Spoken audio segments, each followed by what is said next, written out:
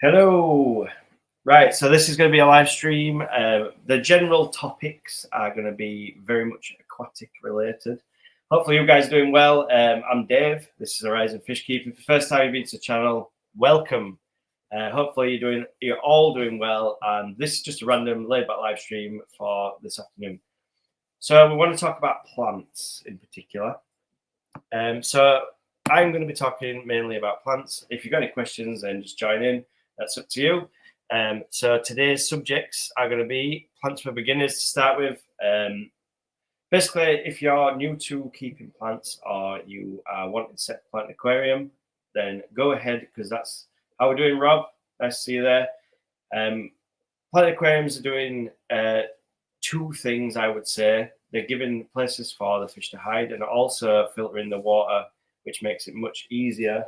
Just 1 minute, guys. My partner's got the dryer on. She's not here, but she's left the dryer on before she went to work. And so, yeah, where was we? Yeah, aquarium plants for beginners. So I want to talk about planted tanks in particular today. And one of the main subjects I always find is what substrate would I use for my planted tank? Now, this is a very, very controversial subject. And there's a lot of people that say use activated substrate, fluval stratum, all that kind of thing, which is fine. But if you're a beginner to fish keeping and a beginner to keeping planted tanks, then I would sort of steer away from them. I personally use a fine gravel sand kind of mixture, which usually works out pretty well for me. As you can see in the background, the tank's doing pretty well.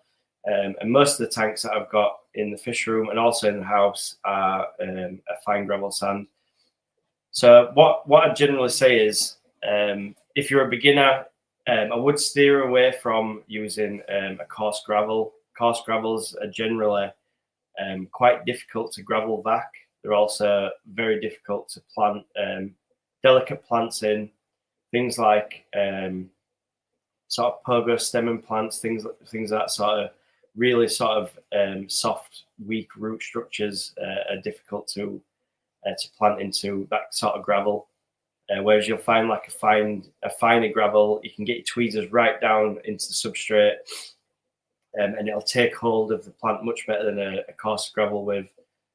Sort of the coarser gravels, when you try and push the plant into them, sometimes you can break away the root structures of them, and also you'll find you'll push them down and you can't get the tweezers out without them floating up to the top of the water, which can be a bit of an issue if you're trying to plant sort of like hair grass or dwarf sage, anything like that. It'd be a pretty big issue. I would also stay away from very fine sands, clay sands, things like that. That can be an issue for holding bad bacteria under the substrate, and also you can get pockets of sort of technically gas. You hear a lot of stories. I know people are going to say to me, Dave, I've had sand substrates for 20 years and my plants are absolutely fine, they're growing crazy. Well, good. Chances are you're an established aquatic person and you've been keeping plants for a very long time. I'm talking about the beginner guys, the people that are going to go out to the local fish stores and they're going to buy 3 bunches of Rotala. They're going to come home with bacopas, all that sort of stuff, and then just ram it all into substrate. And then a week later, all the plants have died back and they've all melted down, and now they've got no plants left.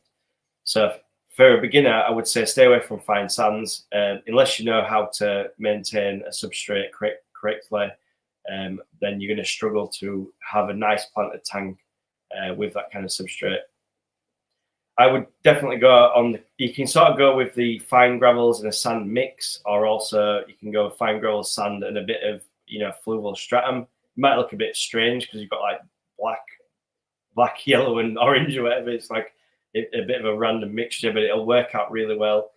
And you're trying to build out. You basically want something where your roots can establish themselves. I usually use like a really fine gravel alongside root tabs. The ones I use are API root tabs, and I find they're just the ones that are the cleanest in my aquarium. So you get stuff like the tropical ones where they've got like the little balls in, like the Osmocote or whatever it's called. I tend to find that the Osmocote ball things come to the surface once they've depleted in the nutrients, and you'll have just like a scattering of these like little orange, yellow, whatever coloured balls. So the API ones for me, I'm not sponsored by them or anything, but the API ones really work for me, and they have done for a long time. And usually I use that alongside like liquid fertilizers. So again, for beginners, I'd be very wary about liquid fertilizers because you can absolutely bomb your tank. And if you've got a high light, which most aquarium lights are now, the strong, really strong LEDs with a high Kelvin rating, you're just going to cause a massive green soup algae bomb in your aquarium, which is going to be a bigger issue for you to deal with. And it's probably going to make you fall out of the hobby quicker than you want to do. So what I'd do is I'd be looking at sort of liquid fertilizers. You can pick from the many that are about. There's Tropica, there's Seachem do one. I use the API Leaf Zone. API Leaf Zone is really good. I tend to use that. And if you are a beginner, just start slow. You know, put 2 or 3 mils in your tank and keep your light sort of moderately on. Don't have it at 100% or don't have it off. You know, you want to start in the middle, start at 50%. See how you're getting on with that. And if it's a massive algae bomb in a soup bowl after, you know, a week, then chances are your light's too high or you're putting far too many nutrients into water and you want to back both of them off or one of them off. I'd probably start off with the light. And the light tends to be the main issue, not the liquid fertilizer. So as far as beginner aquarium plants go, you can start off with a numerous amount of plants. There's quite a few that are quite easy to grow. I'd say the lily plants are quite easy. Well, they have been for me. And what you want to do is just get like a lily bulb. I've got a tiger lotus just behind me there. You can just see it here, which way it goes up and down. It's always backwards. I can never get the camera right on this. So there's a tiger lotus there and it's shooting lily pads up to the top.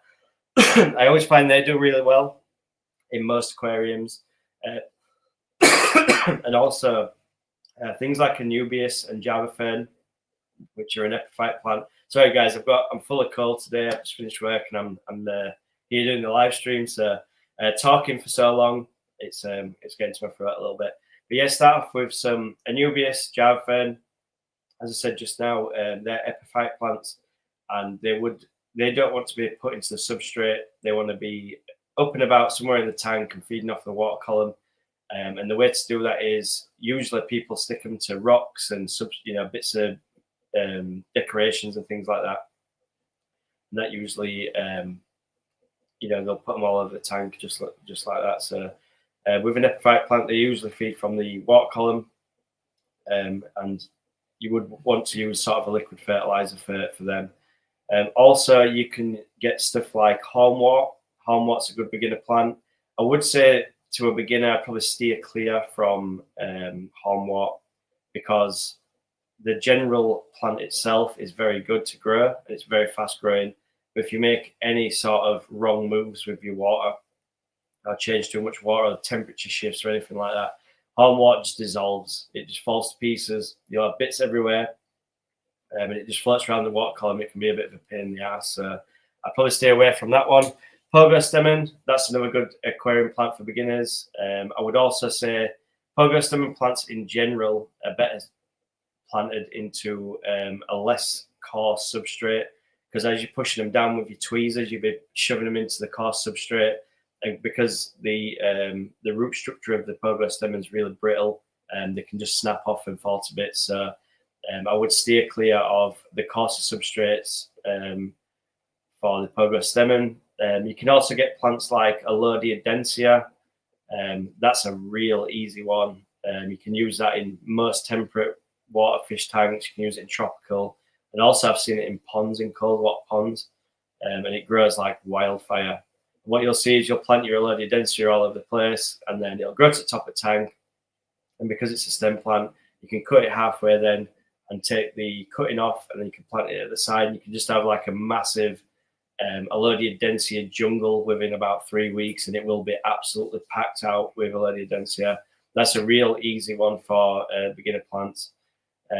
Java moss is also a good one, although I have found in my fish room, I tend to get hair algae in it. And even without nutrients in the tank and a very low light, hair algae just seems to attract Java fern.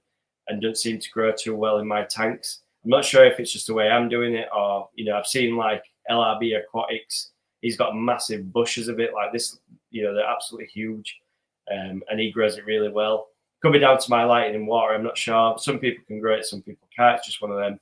And you'll find that as well with your particular fish tank, your water pH and things like that can it can be different for each Aquarius to have an established tank. So I've got really nice plants here. I've got Siamensis 53B, we've got Jungle Val, we've got hairgrass in there, Sagittarium there, we've got Anubias, Wallacei, Cryptoconia Wallacei, and all that sort of stuff in there. They grow really nice. But I can have the same plants in my fish room, and after a week, they're all dead. Like they just won't grow. So it's really strange because I'm using the same water and everything, but just one of them things, unfortunately. Merino moss balls, if you're keeping stuff like shrimp, cherry shrimp, or whatever shrimp you want, they're really good for cherry shrimp and stuff like that because just a little ball of green, they grow really well, and it also gives somewhere for the food to be caught. So you can put some little sort of like, put some, I don't know, Akari first bites in there, powdered food. What it'll do is it'll drift around the water column. It'll stick to the merino moss ball, and then the shrimp can go there and they can graze on that. And it sort of gives them like a 24-hour feeding place as well, just like the Java moss and things like that. They really work in the aquarium as well. Plants that I've had really good success with are Amazon swords. They're really nice plants, big bushy rosetta plants where they all grow from the middle. So as what I mean by rosetta is they'll start off in the center really small, and as they grow, they'll keep shooting leaves out to the sides all the way around like a rose, and they'll keep getting wider and wider and wider, and eventually turn into massive sort of bushy plants, which are absolutely awesome. What I would say about Amazon swords are you have to have root tabs, and lots of them. I put in probably every 3 months 2 root tabs, both sides of the roots of my Amazon swords, and they grow really green and well like these guys in the background. Another good plant for beginners, I would say, is Siamensis 53B. You can just see I've got the other side, sorry, this one here. Why is it backwards? It's so annoying.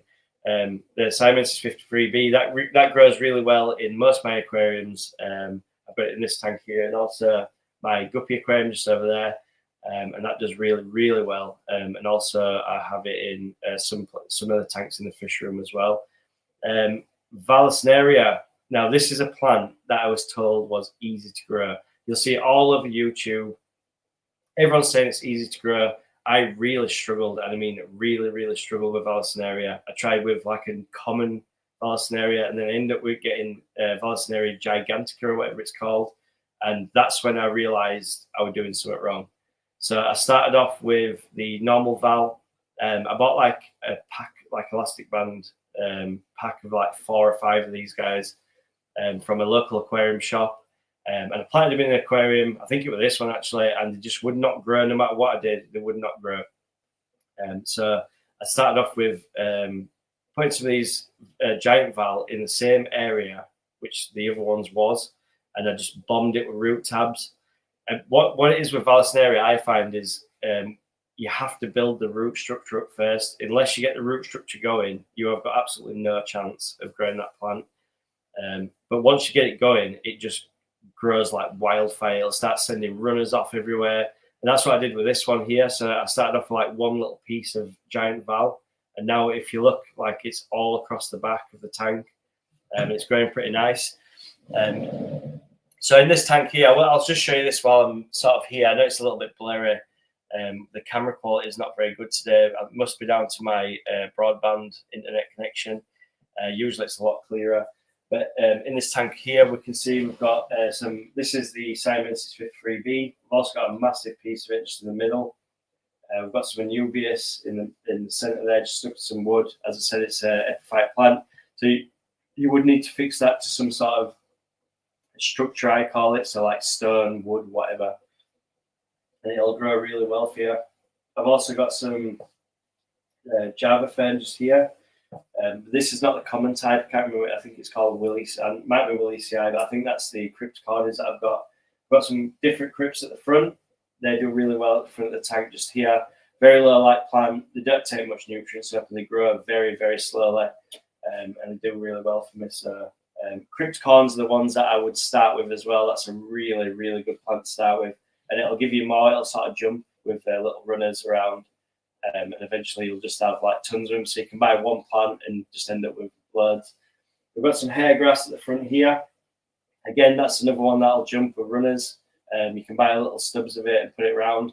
Doesn't really grow. Well, I found, in my opinion, it doesn't really grow very well in a sand substrate. It grows much better in a in a sort of fine gravel sort of setting. Also, we've got the Amazon swords at the back just here, and then the whole back of the aquarium is just Vallisneria. The whole thing is Vallisneria. Different varieties of Vallisneria, but they're all the same plant. We've also got tiger lotus just here, which is sending some lily pads up to the top. This one as well, the tiger lotus, the other sort of lily bulb type of plants. Once the bulb has been taken, so the plant will take the nutrients at the beginning from the bulb. Once that bulb's been depleted, what will happen is you're going to have to start putting root tabs or some sort of nutrients into the substrate. Otherwise, it'll just die back. I did have another lily plant in there, which was just a green lily plant. I can't remember which one it is now. It's like a really common variety of it. And it sort of used up the bulb. Once the bulb had gone, it just all melted back and just died. And that was it. So, hi 3G, welcome to the party. Nice to see everyone jumping in. If you do want to ask any questions, just leave them in the comment section below, and I will get back to you as soon as I can. Obviously, questions are welcome because this is just a random live stream. I've put no planning into this whatsoever. Empire of Dated Aquatics, how are we doing, Jeff Kane? You'll have some questions, no doubt, or you can put some input into the conversation anyway. We're just talking about some beginner plants for aquariums. I'm just trying to figure out what sort of stuff people are using. If you guys want to tell me your first plants and what you had good success with in the comments bit, then that's fine. I do know, like most of mine, things like cryptocorns are bulletproof. For me especially, that I've had every single variety of cryptocorn, I think, and they've all done really well, even without the sort of CO2 injection or nutrients, liquid or root tabs or anything like that. They've done really good for me. So, but yeah, I'm just sort of thinking of subjects. We've got the little breeding tanks going off like we always do in Horizon Fish Keeping. I've just had a spawn of rams. If you guys have seen my short that I put up yesterday, I've got about 250 to 300 super red gem blue rams. I saw them. I didn't actually know the parents had spawned. They're getting really sly, the parents now. They're getting really, really clued up on hiding the eggs from me. So these guys had laid some eggs on the back of a piece of sort of driftwood that I put into the tank. And I hadn't noticed them, even though I've been doing water changes and feeding every day. They'd put them on the back side of them. So when I looked into the tanks, couldn't see them. And then the other day I just went into the fish room in the morning just before I went to work. And there was just this massive swarm, like, I mean, huge swarm of fry going around the parents. And I'm like, perfect, that's just what I want. So I pulled all the fry out and I put them into like a little tote thing, maybe 20-litre tote. I set up like a temporary tank for them. And they're doing really well, actually. I've been feeding them Macari first bites. I've just been down to the aquarium shop when I finished work this afternoon. I picked up some more brine shrimp eggs because I'd run out. I didn't realise I'd run out. So I'm going to fire up after the live stream. I'm going to fire up the Zist Hatcher and get some brine shrimp going from tomorrow. So they've been on a carry first bites for about 2 days, something like that. So maybe back in the week we'll get them on some baby brine shrimp and we'll get them growing up pretty nice. So yeah, that's what's going on in the fish room at the moment. We've got the Praecox rainbows going, and I've just picked up actually. Sorry guys, I'm absolutely dying from like man flu or something. I've got the worst man flu. I think they're going to bring some scientists around and try and check out, because I think it might be another COVID thing or something. I don't know. Maybe I picked up some Chinese variant or something. But I'm feeling really rough actually. I have been all last week and this week, and I've just been like working through it. It's making me sick, man. I'm dying. So, but yeah, we're gonna do with what we're saying. Oh yeah, so we picked up some new leopard. I totally went blank then. Leopard frog plecos. I got them from a local fish keeper actually. She were wanting to get rid of them, and I got some red barbs as well. I don't ruby barbs, are they? Yeah, they could be ruby barbs, which I've actually put in with the rainbows just behind here, and they're doing really well. So the leopard frog plecos, I'm not sure if they're male and female, or both male or both female. So I've just put them in with my Pracox rainbow fry for now. So they're at the bottom and the rainbows are at the top. And I'm hoping it's a male and female, and we get some babies from them. That'd be awesome. And also the same person where I picked the leopard frog plecos up from, they've got a breeding pair of angels. Now I am not up with angels. I don't know what type they are or anything. I don't know if they're rare or not. So I'm going to pick them up on Friday, hopefully, fingers crossed. I've set up the 40 breeder as a bit of a like a breeding tank. I'm going to get it sorted out this weekend at some point.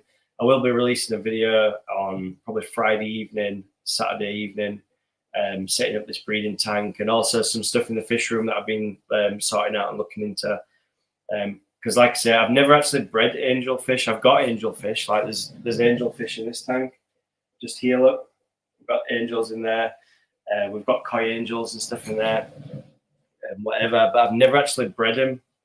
So that's going to be a new thing for me. I can't see it being much different to doing the German blue rams or the rainbow fish that I do. So hopefully I'm going to get that tank set up this weekend at some point, and I'm going to put a video out as well for you guys to check out.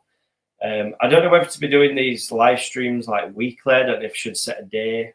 Is this the format you guys like? Let us know in the comments. That'd be awesome. This is not what I usually do. I'm a shorts and video kind of guy. Like I like to do the edits and stuff like that, but I do kind of like the live stream vibe. I do a lot of stuff, like I go on people's live streams. I've been on Jeff Pelham's and all sorts of people's live streams. But I do like to talk to you guys directly as well, because it gives you a chance to speak to me in person, kind of. And if you've got any questions, or you want to see out new, or you want to know how we're going to get on with this, next projects and stuff like that, then it gives me an opportunity to see what you want to see. 3G is just saying angel breeding is easy. BBS, baby brine shrimp. I agree. Baby brine shrimp's the one. If you do want to breed fish, like just hatch baby brine shrimp. It'll just make any fish breed. Yeah, so 3G is just saying BBS makes angels breed easy. Don't worry, 3G, we're going to be absolutely caning that. I've just picked up some eggs this afternoon, so hopefully I'm going to get the brine shrimp hatch going actually after the live stream. I'm just going to bomb all the tanks because I've sold all the fish. So with the last video that you guys would have seen if you did watch it was I had the 40 breeder, and it was just like rammed out the super red German blue rams that I've been breeding. Now what I need to do is I've done like 4 or 5 batches of the German blue rams. I need to get another set of German blue rams to mix the bloodlines up, because we're like 3 deep on the bloodline, and I think it's getting a bit too much for the colours. So the colours are getting a bit sort of they're not as strong as they was, like 3 generations ago. So I think I need to get another set of German blue rams and switch the bloodlines up a little bit. It's just making them a little bit more, I don't know. They're not as sort of bright as it was. It might have been a bad batch, the last ones, I'm not sure, but the first second were really, really, really, really nice. Like they were perfect. The fins were perfect. The males were like the dorsal fin were like really long, like you're talking like an inch on the front dorsal fins, and I was like selecting the best ones out. And I mixed them up a little bit the last time, and when I did that, the spawn that they had, the babies were absolutely perfect. I mean, they're all healthy. It's just not what the shop sort of wants me to, the wholesalers want me to breed. they've got to be sort of perfect rams for me to be selling them. And I don't want to end up with a tank with like 400 or 500 rams, and I've got nowhere to take them. Because obviously I'm limited with space where to put them. Because obviously this is just strictly rainbows. I have got corridors in there. I've got pandas in there, peppers, panda corys, pepper corys, and bronze corys in this tank as well. And I've also got them like red barbs. I'm not sure what they are. I'm going to put up a short in a couple of hours of the red barbs because I don't know what they are, and I could do with asking someone, but we'll figure out what they are eventually. I think there's about 5 or 6. I got them with the leopard frog plecos. They came as like a bundle. I had like some random guppies, leopard frog, 2 leopard frog plecos, and these barbs that I've never really come across. I'm not a barb type of guy. It's not my sort of thing. Barbs and things are generally nippy, and my tanks I like to keep as community peaceful sort of setting. So yeah, we can look at them, and we're going to get these angels. I'd really like to know what type they are. Like I say, I'm not up on the angels, and the thing is, I do the picture this on Google sometimes, and when you do picture this, it doesn't tell you that like the variants. It just tells you what they are. So if you take a picture of an angel fish, for instance, on picture this, and then you search it, it just comes up angel fish.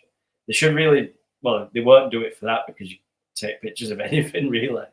But it'd be nice if you could get some of that.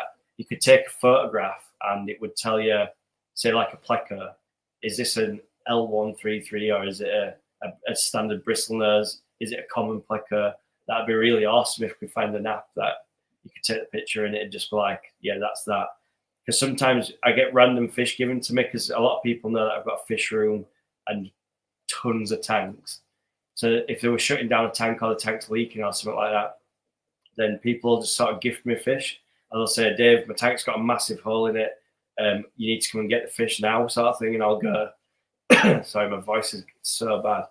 I'll go to pick them up and I have absolutely no idea what the fish are. And it'll take me like 3 weeks Googling and looking, trying to find what fish they actually are. But yeah, so if you guys have got any questions, let me know.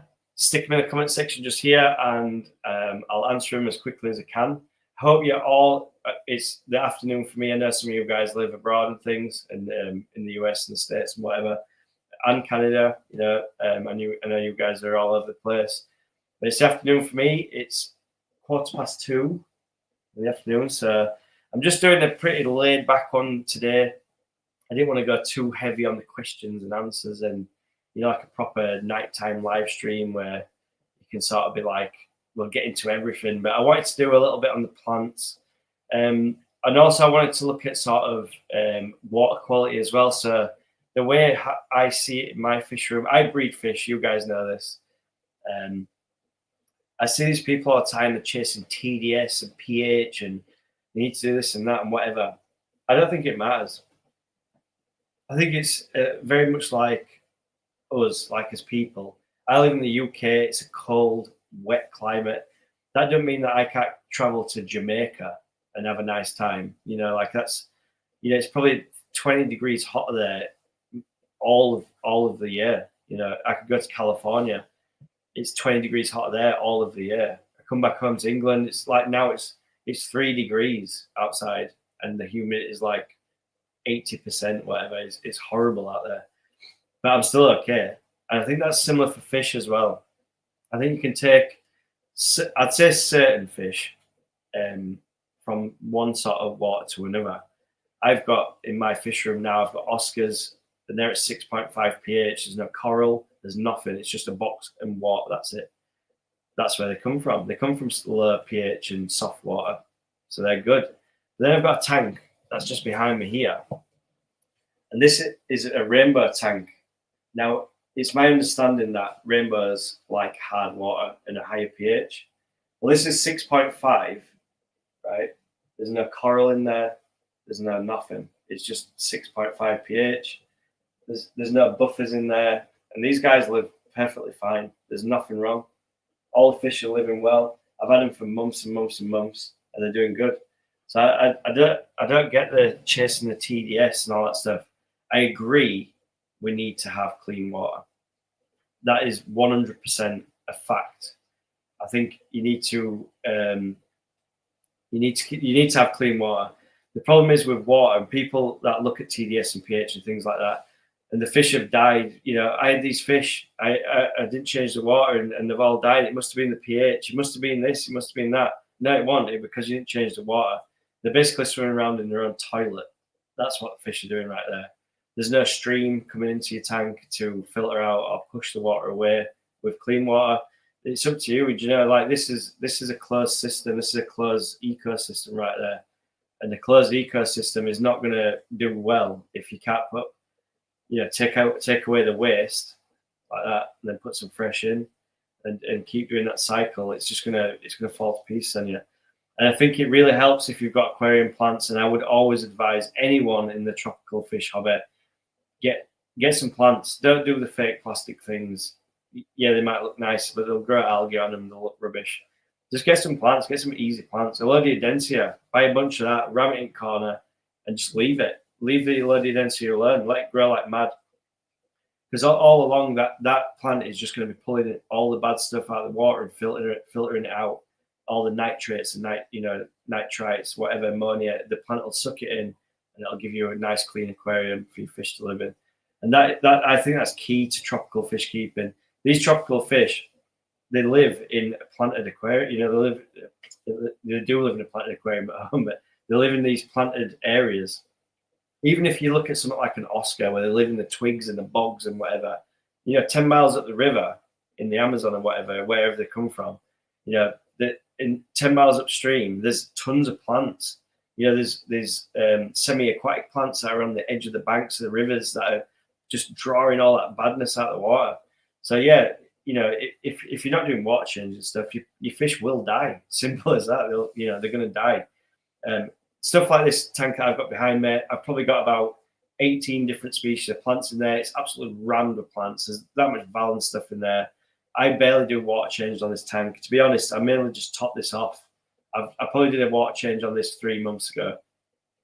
I don't test the water. I don't do anything like that. I'm very careful on the feeding and things like that, but I do bomb the tanks quite a bit as well. Like, I'll just give them loads of food at once. I give them brine shrimp, frozen food, everything in this tank. It's fine. I have got a massive canister filter on it. It's like 1,000, Tetra 1000. So it's like a 20-litre bucket, 50-litre bucket, whatever.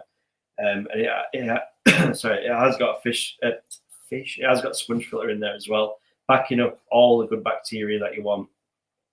Now, I haven't changed the substrate. I haven't changed the media in the canister filter for at least 6 months. Haven't cleaned it. Haven't done anything with it, and it's doing it perfectly fine. And I tend to find as well, these new fish keepers that come on the scene now, they're wanting this like quick fix of how do I do this, whatever. And I'm like, you can't make it work with like a newly set up tank. You have to have plants. You have to have a good filtration system. And if you are new, keep up with the water changes. You know, the tank water will get bad. You know, that's the way it'll be. Unless you keep up on them water changes when you first start, you've got no chance. But when you've got a fully established tank, the media inside this canister filter is going to be absolutely caned with beneficial bacteria. Then you can sort of sit back a little bit, enjoy yourself, let your plant. These plants in here I don't trim and just let them grow wild. I like that kind of look. Some people don't. But it just seems to do really well. Empire of Dirty Aquatics, also known aka Jeff Kane. I'm getting ready for work currently, about to start driving, but I will be listening on the drive to work. Well, thank you very much, sir. I really appreciate the watch time. It's really helping me out. I did just go over 1,000 subscribers, and that means that I could set up monetization. It took me a year to get from my first subscriber, which was about my third video in. Sorry guys, man flu is absolutely killing me. My third video in, I got my first subscriber and I was so chuffed. I thought this is brilliant. And back in the day when I didn't have a fish room, I just had like 95 million thousand tanks in his house. And my partner was like, Dave, you seriously need to sort this out. You're becoming addicted to fish keeping, which was right. Very true. I was being an aqua addict, as they call it. And then we moved house. And then I came over to the new house, which we're in now, and I've managed to set my little fish room. It's not a massive area, but it does me, and I enjoy being in there. And that's the main thing. I think if you enjoy your tanks and the time you spend with them, then you might like to stay in the hobby. Sorry, guys, I'm with talking as well. It's killing me. So this is my tank in my living room area. So this is the TV just here. This is the door into my kitchen. But I've got 2 tanks in here. I've got this one here, and then there's one just at the other side that I keep guppies in. And that was my back to basics tank. If you did see the shot I put the other week, I just fell out of the tank and I was like, I'm sick of egg laying fish. I don't want to do this anymore. I had a bit of a padder, and I wanted to go back to something nice and easy, something simple that looked effective and it looked good. So I just went, I'm going to do a guppy tank in my living room. So I've got a massive fish room. Well, not massive, but I've got a fish room outside with all the hard to breed fish, and then the rainbows and stuff like that. And I just wanted to go back to basics and be like, start again from the beginning. So I started my guppy tank, and I'm really enjoying it actually. Like on an evening, I'll sit there and I'll just sit there and watch them. Everyone goes up to bed, my tank lights will still be on, and I'll just sort of sit there with a cup of tea because I'm English, so we drink tea or coffee, whichever. And I'm really enjoying that tank. So it's just a real Skittles mix of guppies. There's some male, I've got random males in there and some random females, and it's going all right. It's going really well. But yeah, so I think I'm going to cut the stream off short, guys. I don't know if I should do a scheduled live stream every week. Let me know. Leave it in a comment somewhere on my channel and let me know. I'd really like to do a scheduled live stream because it gives me a chance to speak to you guys, and obviously, you guys can leave comments just at the side here, and you can get a one-on-one. Thanks for Rob Legg, 3G, Empire of Dead Aquatics, and that's all for the comments, unfortunately. But thanks for all dropping in and having a chat with us today and listening in. I really appreciate all your time, guys. All my subscribers' time. I get loads of really nice comments, and it's been really fun this last year. Hopefully this year we can grow it a little bit more and get some new fish, because we've been doing the rams for a little bit too long. I think you guys might be getting a little bored of it. So hopefully 3G, you can jump in and look at the, was it 3G? Yeah, 3G can jump in and have a look at these angels that I'm picking up on Friday. And you can let me know what type they are, or anyone. So I'm really struggling with the angels. I've been looking online and stuff, and there's so many varieties of colors and stuff. I mean, I know the basic ones, koi and ultimate angels and stuff that's really common that I've seen before. But these ones that I'm getting they're pretty special. They're a really nice angel. Ones that I've not really seen before as well. I don't know if there might be a variety of whatever, but they're pretty nice. Empire of Dirty Aquatics, aka Jeff K. If you schedule it and set it up on Fish Fam Link, you are likely to get more people in. Thank you, sir.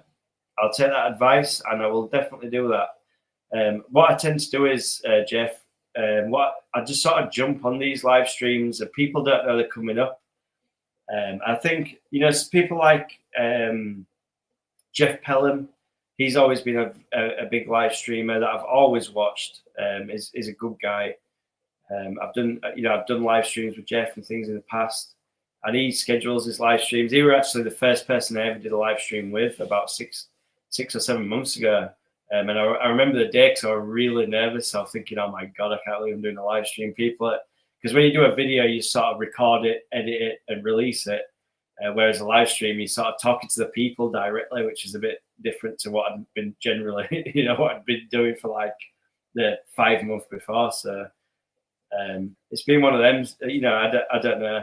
I really like the idea of the live streams though, because it gives me a chance to speak to you guys. And this is the only thing that I don't get, this one-on-one time with you guys. And I think I need to, because I get a lot of comments and I'm sort of commenting when I'm at work and things back to you. But it can be, 2 days before I see a comment, or a week at sometimes. And it's just, you don't have that same interaction. Whereas if you just sort of drop a message right here, I know you guys are watching, so I can just give you the information, or say hello. You know, it's just one of them. But thanks for watching, guys. Cheers, Rob. And hopefully I'll see you on the scheduled live stream. Peace out. See you later, guys.